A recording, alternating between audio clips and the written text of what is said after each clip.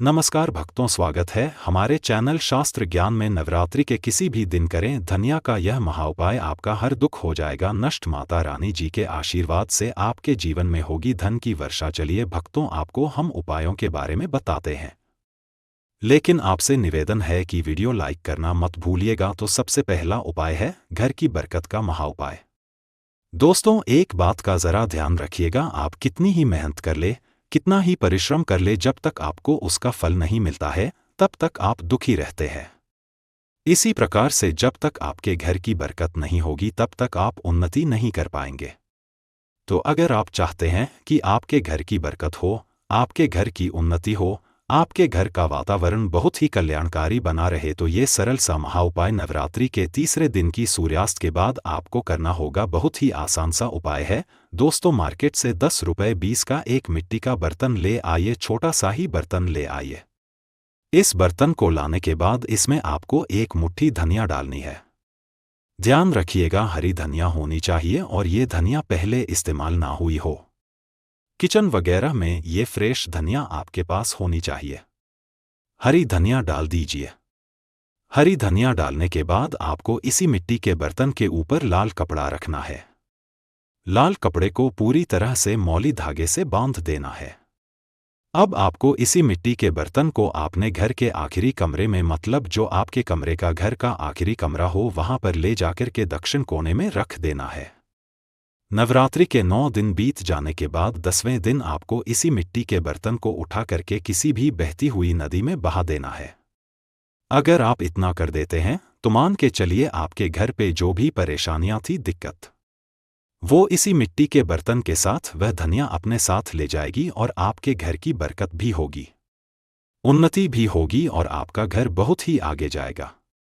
दूसरा उपाय एक ऐसा उपाय दोस्त हो जिसको अगर आप करते हैं तो मान के चलिए आपका बंद पड़ा व्यापार चल पड़ेगा। दोस्तों, ये बहुत ही महाउपाय है, इसको बहुत ध्यान से सुनेगा। पहले आपका व्यापार चल रहा था, फिर चलते चलते एकदम बंद हो गया और आप इस चीज से बहुत परेशान हैं। आप चाहते हैं आपका व्यापार वापस से चल पड़े, तो ये महाउपाय इसी तृतीय दिन के बाद कभी भी कर लीजिए, मतलब तीसरे दिन के बाद कभी भी कर लीजिए। आधा नारियल लीजिए। ध्यान रखिएगा, नारियल आपको ऐसा लेना है जो जटा वाला नारियल हो, हरा नारियल मत लीजिएगा। आपको ये जटा वाला आधा नारियल लेना है। इस पूरे नारियल पे आपको धनिया भर देनी है। इसी पूरे नारियल पे जो आपने धनिया भरी है, इसको पूरे लाल कपड़े से बांध करके मौली धागे से पैक कर दीजिए। इतना करने के बाद आपको माता रानी जी के आगे 11 बार दुर्गा चालीसा का पाठ करना है और ये नारियल सामने रखना है। अब आप कोई तीसरे या चौथे दिन ये जब भी उपाय कर रहे हैं, उसके अगले दिन इसी नारियल को सूर्योदय के बाद अपने धन स्थान पर रख देना।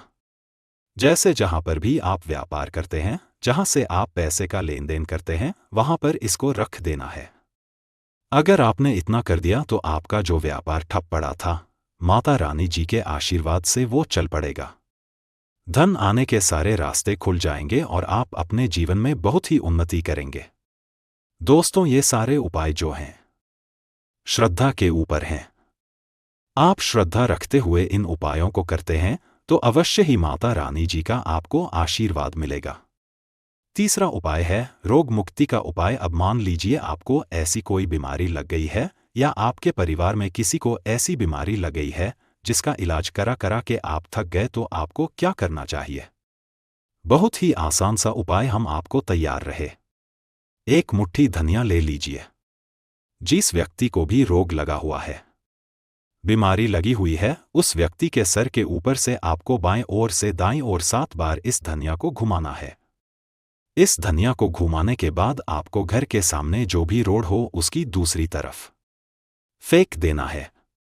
सिर्फ इतना आपको करना है और मान के चलिए माता रानी जी के आशीर्वाद से रोग बीमारी जो आपके घर में फैली हुई थी वह खत्म हो जाएगी।